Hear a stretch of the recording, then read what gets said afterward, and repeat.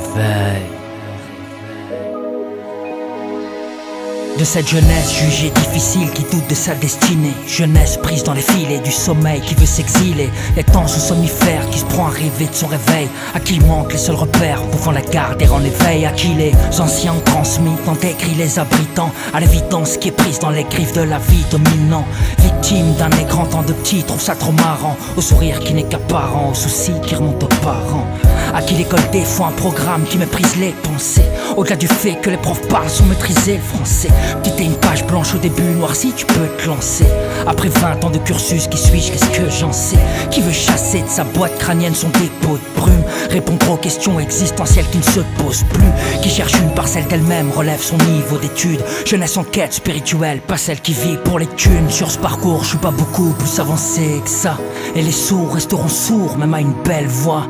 Même dans ce miroir, ce visage qui serait le reflet de moi ne répond pas à ce message clair. Réveille-toi, on veut le réveil de ses disciples sans maître, sans esprit, sans lettres, qui semblent en vie, sans l'aile. Le réveil de ses disciples sans maître, qui ne savent à qui s'en remettre, mais qui aspirent à naître. Le réveil de ses disciples sans maître, sans esprit, sans lettres, qui semblent en vie, sans l'aile. Le réveil de ses disciples sans maître, qui ne savent à qui s'en remettre, mais qui aspirent à naître. Le réveil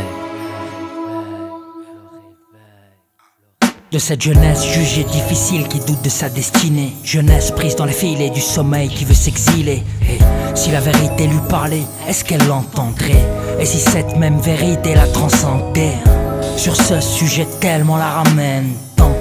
Pourtant la vérité aime l'omerta. Pourra-t-on la comprendre? Je crois que ça dépend. Comment l'espérer si on se connaît pas soi-même? Après avoir dressé ses démons, s'adresser à son maître sans peur de passer pour un démon. S'éclairer en alternant lanterne et lumière interne. Ensuite être paré pour l'enterrement, la terre n'étant pas un terme. Le torse bombé dos, deux sur le dos, lutte et le dos. Et l'étude, mais vitale comme la lutte à la dos. Le but est idéal, laisse la thune au loto. C'est un refus radical de la posture du dodo. On veut le réveil de ses disciples sans maître, sans esprit, sans lettres, qui semblent en vie, sans l'aile. Le réveil de ses disciples sans maître, qui ne savent à qui s'en remettre, mais qui aspirent à naître. Le réveil de ses disciples sans maître, sans esprit, sans lettres, qui semblent en vie, sans l'aile. Le réveil de ses disciples sans maître, qui ne savent à qui s'en remettre, mais qui aspirent à naître.